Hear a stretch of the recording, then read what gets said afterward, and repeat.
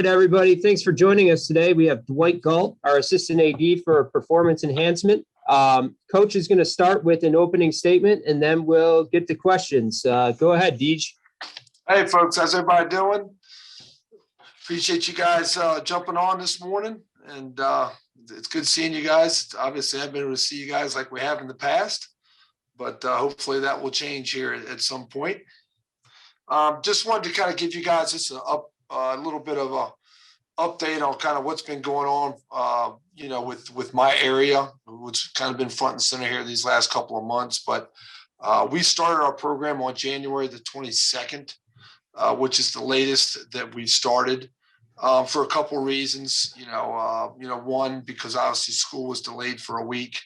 And then two, we wanted to get, we have our discretionary week responsibility to the NCAA.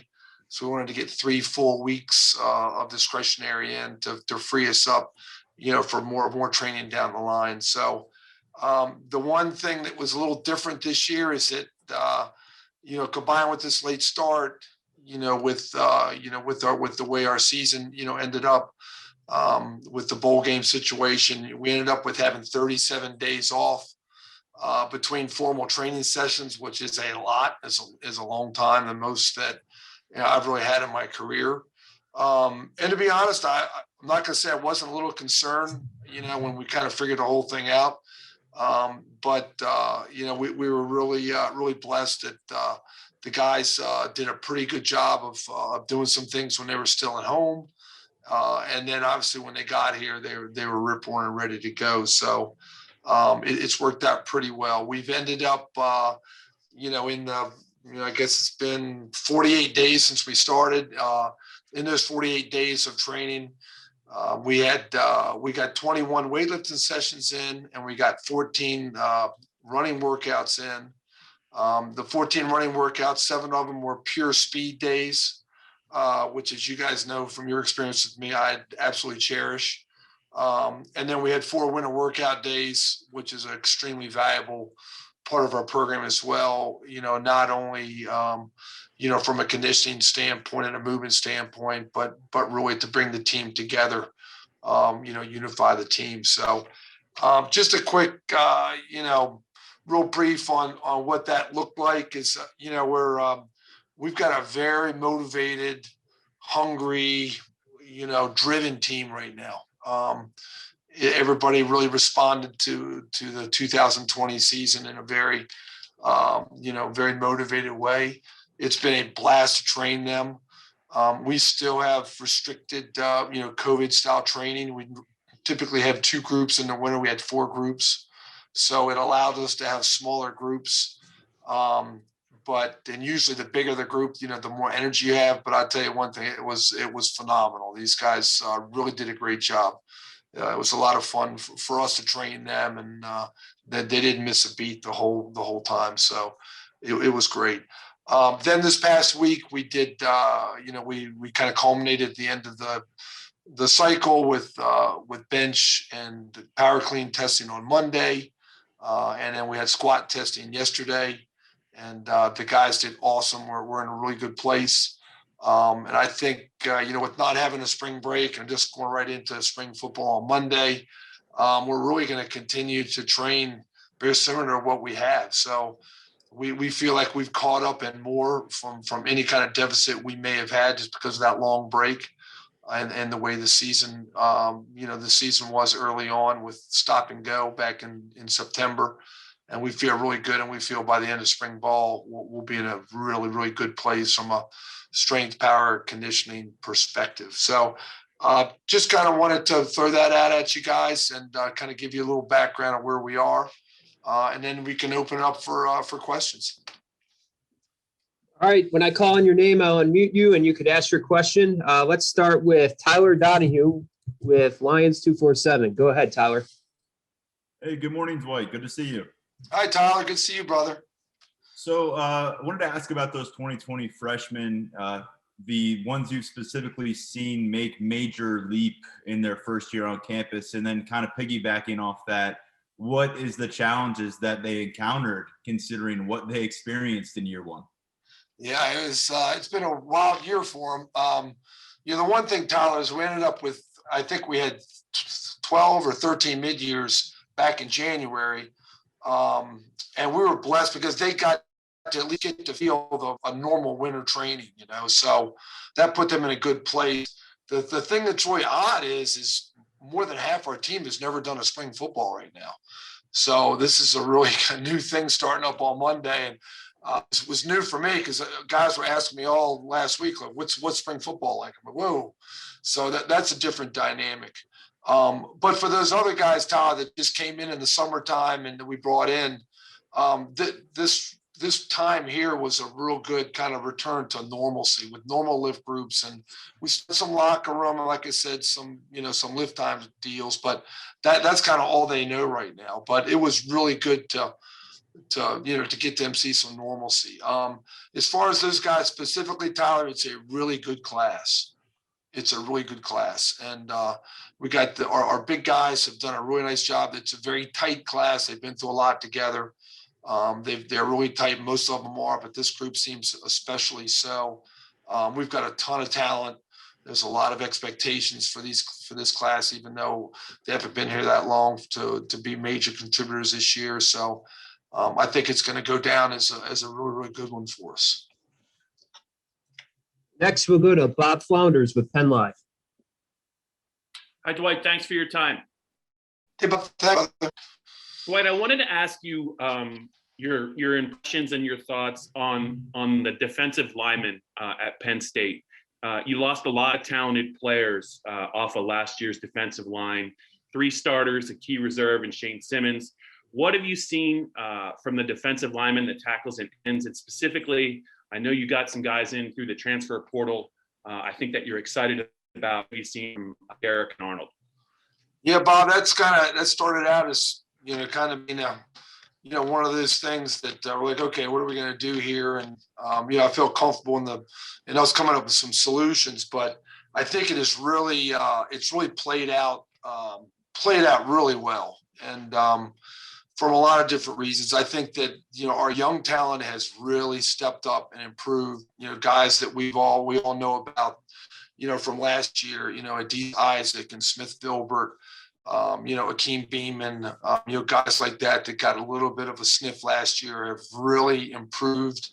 Not only their strength, their power, their physiques, but also their football IQ. And, it's losing Sean Spencer was he was an excellent coach and a great friend of mine. And Scott has come in and just done a phenomenal job picking up where Sean left off. And it's taken the players a little bit to kind of get used to John. And now it's a really seamless deal from everybody. So I think that another guy, Devon has really improved, has really matured. And then PJ Mustafa has really taken it to a whole new level. He's gained some weight. He's asserted himself as kind of that guy, on that defensive front, both physically and spiritually. He's done a great job of leadership, and we're really looking forward to seeing him in the middle this year. One guy that we're really proud of and pleased with is going to be could potentially be a big impact guy for us this year is Nick Tarbert. And, he's a guy, as we know, we fought through some low back and some hip and some other things with him during the course of his career here. And we feel really, really strongly about, what Nick could provide to the program. Our 2 new guys, talk about bringing in some, some roles right here to coin a phrase, but Arnold and Derek D'Angelo have been phenomenal. It's Epicades, his last name, Arnold's last name, and these are 2 guys that are going to step in and could potentially be great contributors for us. Obviously, they're both older guys, but they're very athletic, they're very mature, they're very hardworking, they're very driven, and the best thing is they fit right in. I mean, it's just. Derek did a great job in the power clean, on Monday, and you would never know he'd only been here for 8 weeks. I mean, he's just treated like he's just one of the guys already. So I think that unit went from being a small little question mark to an area that could be a real strength for us. We'll go to Audrey Snyder with The Athletic. Hey, Dwight, you got me? Hi, Audrey. How you doing? Good. How are you? Good. I wanted to ask you about your quarterbacks and how have they been, specifically Sean and Taquan, and how is Christian Veilleux kind of getting up to speed? Well, Audrey, that's a good question. Obviously the biggest thing going for the quarterbacks is Mike Yursich. So,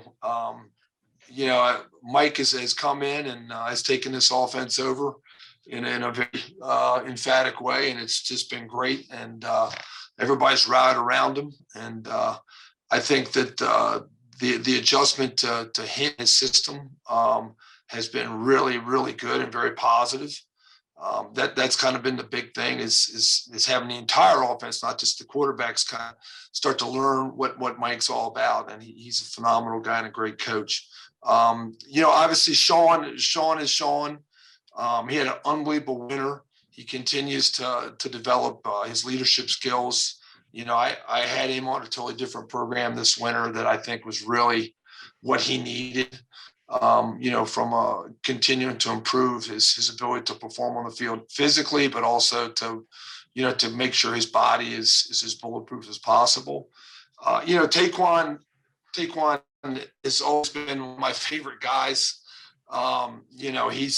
He's a very, very steady, hardworking, positive, count on type of guys. And he's really stepped up big time. And, having a new coordinator come in has actually been a good situation for him because he kind of starts off on the same playing field with learning that system as anybody else that would be older than him.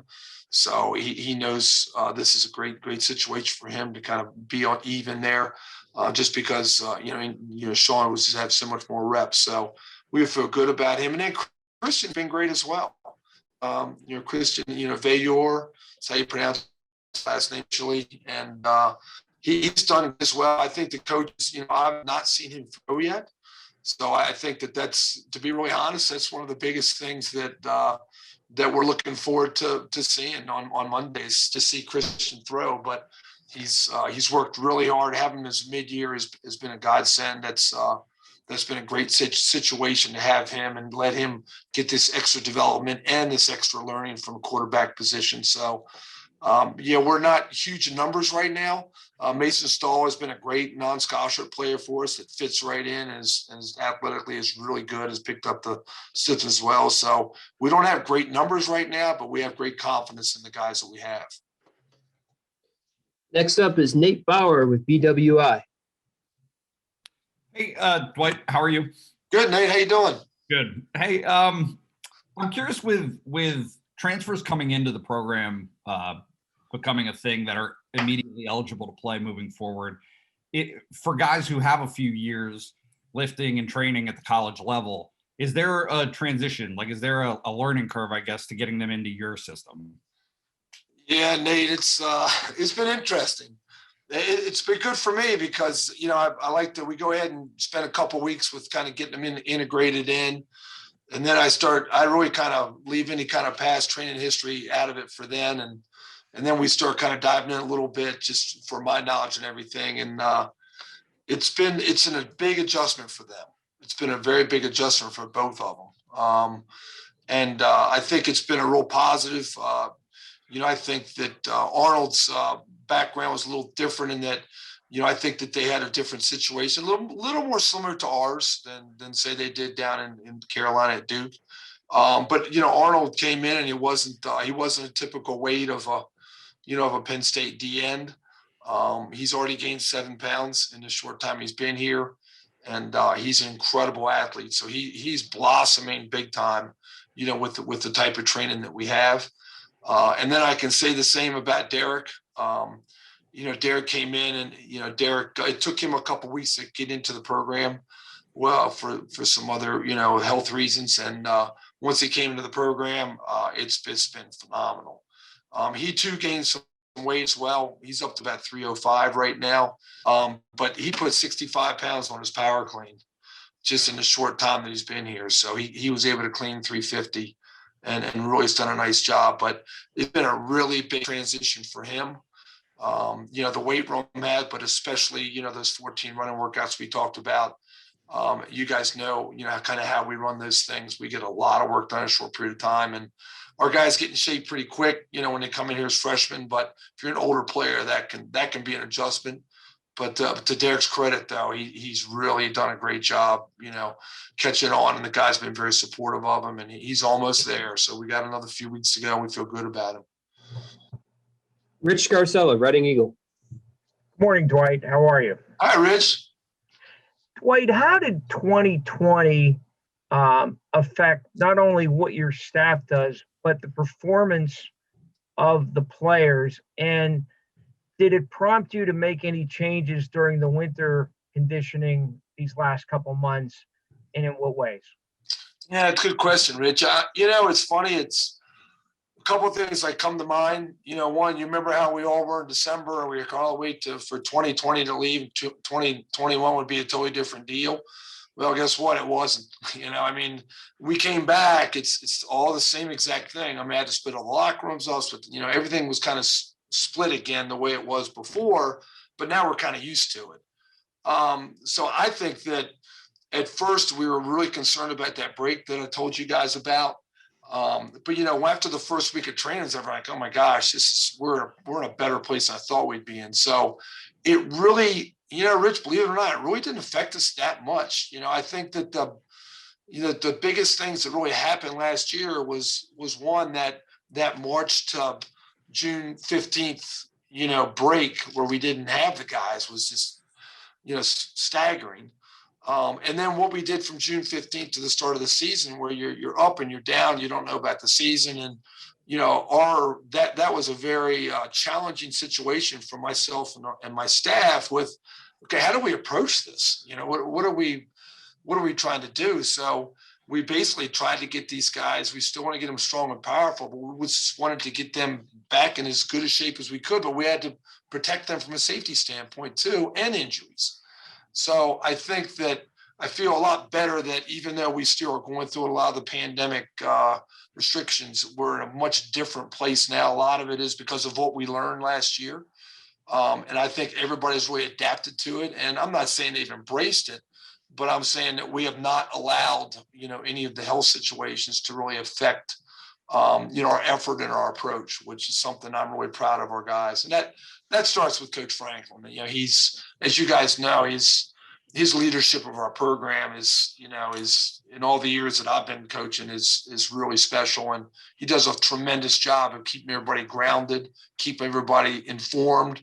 A great communicator. Everybody knows what's going on. Everybody's pulling the rope in the same direction. Let's go to Mike Gross with Lancaster Newspapers. Hi, Dwight. Good morning. Hey, Mike. How you doing? I'm great. How are you? Good.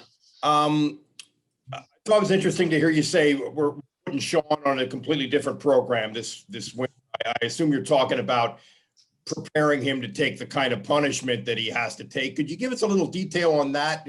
What changes you've made, and also in general, how do you train a guy to take a lot of punishment? That's Mike, I think that's a good question. I'm glad you kind of said it the way you did.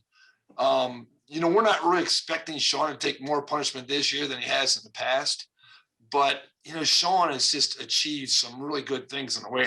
He benches 350. He's a 300-pound cleaner. He's squatted just short of 500.